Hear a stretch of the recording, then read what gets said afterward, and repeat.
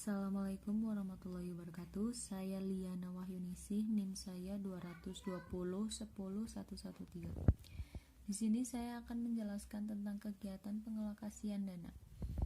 Pengertian pengalokasian dana yaitu menjual kembali dana yang dihimpun dalam bentuk penyimpanan, dan pengalokasian dana pihak bank dapat memilih dan mempertimbangkan sebagai alternatif sehingga memperoleh keuntungan yang seoptimal mungkin.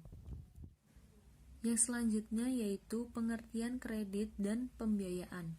Menurut Undang-Undang Perbankan Nomor 10 Tahun 1998, kredit adalah penyediaan uang atau tagihan yang dapat dipersamakan dengan itu berdasarkan persetujuan kesepakatan minjam-meminjam antara bank dengan pihak lain yang mewajibkan pihak meminjam atau melunasi utangnya setelah jangka waktu tertentu dengan pemberian bunga. Dan pembiayaannya sendiri adalah penyediaan uang atau tagihan yang dapat dipersamakan dengan itu berdasarkan persetujuan atau kesepakatan antara bank dan pihak lainnya yang mewajibkan pihak yang dibiayai untuk mengembalikan uang atau tagihan tersebut setelah jangka waktu tertentu dengan imbalan bagi hasil. Selanjutnya yaitu ada unsur-unsur kredit. Yang pertama, kepercayaan. Maksudnya yaitu keyakinan pemberi kredit bahwa kredit yang diberikan akan benar-benar diterima kembali di masa tertentu yang akan datang. Yang kedua yaitu kesepakatan.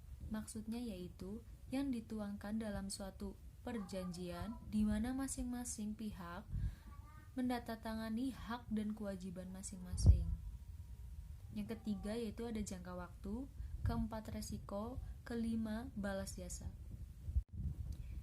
Tujuan kredit yang pertama mencari keuntungan, yang kedua membantu usaha nasabah, misalnya nasabah yang mengeluarkan dana baik, dana investasi maupun dana modal kerja. Yang ketiga membantu pemerintah. Selanjutnya yaitu fungsi kredit. Yang pertama, untuk meningkatkan daya guna uang. Yang kedua, untuk meningkatkan peredaran lalu lintas uang. Yang ketiga, untuk meningkatkan daya guna barang. Yang keempat, untuk meningkatkan peredaran barang. Yang kelima, sebagai alat stabilitas ekonomi. Yang keenam, untuk meningkatkan gairah berusaha. Yang tujuh, untuk meningkatkan pendapatan. Yang kedelapan yaitu untuk meningkatkan hubungan internasional. Selanjutnya yaitu jenis-jenis kredit.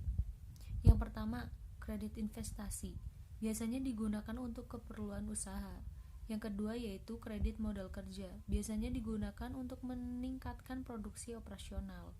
Yang ketiga yaitu kredit konsumtif. Biasanya digunakan untuk konsumsi secara pribadi dan masih banyak lagi.